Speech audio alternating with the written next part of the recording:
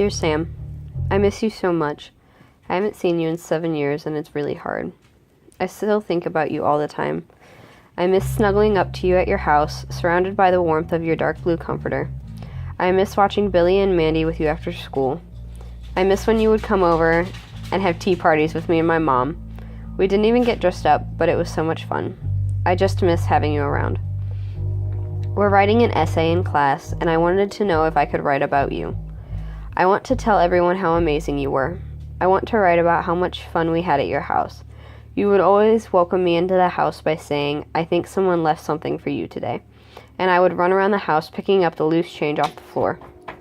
I love those memories, and I want to share them with people. May I write about you, Sam? With love, Genesis. This is Sam, happy, joyful, and spirited. You are taking out the tarot cards and teaching me how to read them. You are a lover of crystals and the moon. You are in your mid-40s and live at home. You don't drive because you are terrified of being behind a wheel. You smell lightly of cigarette smoke. You put in your toothpiece and your smile becomes full once again. Your long brown and blonde hair hangs below your shoulders and the brown braid hangs even lower. There is a slight wave to your hair. The crystal necklace around your neck hangs loosely on a twine string. Your t-shirt is filled with small holes and your blue bell-bottom jeans hang loosely off your tall, lengthy frame. I look up at the moon. The clouds are gray, and they pass over the moon. They give the night an eerie feeling. I sit on her blue comforter and reminisce as the song Talking to the Moon plays in the background. The wind picks up ever so slightly, and I feel goosebumps crawl over my arms, and I tighten the hoodie around my body. I sit here and listen to the sound of Bruno Mars' voice. I'm talking to the moon, trying to get to you, and hopes you're on the other side talking to me too. And I recall the person that I was left without. I was young, but I still remember her clearly. A few tears roll down my cheeks, and I look to the moon again and lose myself in her memory. Walking into your house, you explained to me, "I think the elves left you something," and I scamper around the house trying to find all the loose change you've left for me. The carpet is stained from multiple pop spills, and there are cigarette burns by the couch. Charlotte says her greeting to me through the wheezing of her oxygen machine. Your oxygen machine is upstairs. I slowly make my way around your home, finding all the dimes and nickels, feeling very lucky if I were to find a quarter. We make our way up the stairs to your bedroom. There's small clutter on your stairs, and I see the window at the top of your steps. The ceiling begins to angle inwards, and I see more of your things as I round the corner of the stairwell. Your sun and moon tapestry hangs on your wall beside your bed. I try not to hit the chess table with my knees, but I am distracted and do it anyways. I always love seeing the familiar black shelves filled with books covered in knickknacks from one end to the other. Sam sits down on her bed, having to bend her head slightly as not to hit her head on the ceiling, and turns on the TV. Running over, I see her switch the channel to Cartoon Network, and I all but squeal in excitement. The show is so morbid, but it's hilarious. I get engulfed in the show, and Sam sits quietly beside me. Snuggling closer under the covers and into her side, I slowly fall asleep. We found her on June 13th, 2011. The doctors don't know how she died, or maybe that's just what my mom told me. I loved Sam like a sister, and maybe Mom just didn't want me to know.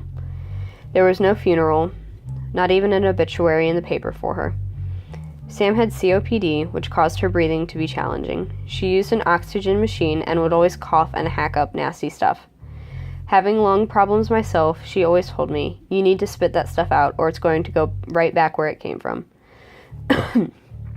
My mom's guess on how Sam died was that her COPD caught up to her and she choked to death. I guess that if I needed to know how she died, my mom would have told me, but I still wish I had some closure. Mom had known Sam for most of her life, but we weren't blood related. She said, "Sam was a great person and a great friend. She was all I had left." It was really hard when Sam died, and neither one of us could handle it. She remembers Sam as unique, spirited, and introverted. My mom and dad knew Sam, but outside of that, our family didn't really know her. She was more of a sister to me than anyone I knew. She was a pure heart and soul, and she blessed the earth with her presence. Mom told me about one of her favorite memories of Sam. I was about 4 or 5, and Sam, Mom, and I all went to the zoo.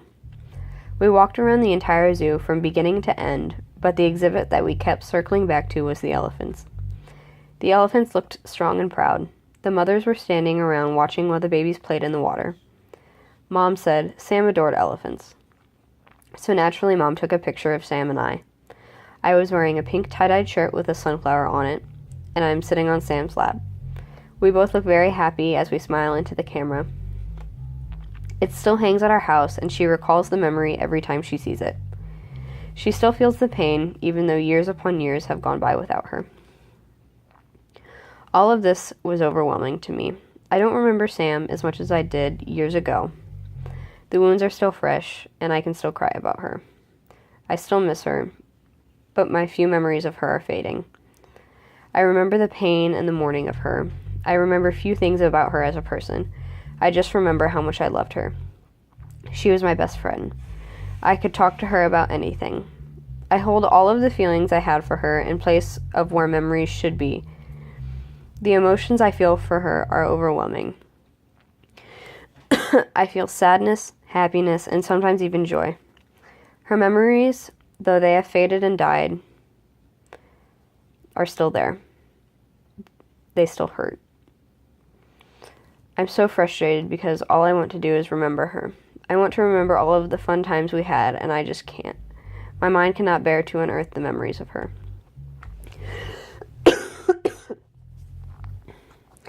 Every birthday party since she has passed hasn't been the same. Every holiday at my mom's should just be considered uncelebrated. Her death really messed up the functioning of mine and my family's lives. She was the glue that held us together. We were dysfunctional with her, but even more so without her. Sam played a big role in keeping my mother sane, and I didn't realize that until she died. My mom started to go crazy. She had lost so many people and friends in her life that when she found Sam dead lying on her floor, that she lost it completely. A few weeks after that, Charlotte passed away, and we were not told. We were the closest thing that Sam had to a family, and no one bothered to tell us when her mother died. It was devastating. A teacher, caregiver, sister, and friend. Samantha Skye was the closest thing that I had to a sister. She took care of me and loved me. She taught me how to do many awesome things and taught me life lessons that I still use and go by today. She taught me how to play chess, and I was always really good at it too. She taught me about the moon and the stars. The zodiac signs were probably my favorite thing that she taught me about. She loved reading, and I also gained that adoration of literature. She was my sister, my best friend, and she was taken from the world too early. Having been so close to someone, only to have them ripped from your life is probably the worst thing that you can have happen to you. Dear Sam, I hope you like what I write about you. I write about you all the time, and I always wonder if you are reading it over my shoulder. I hope you are able to remember more things than I can, because I wish I could remember more. I cannot wait to see you again. I miss you so much.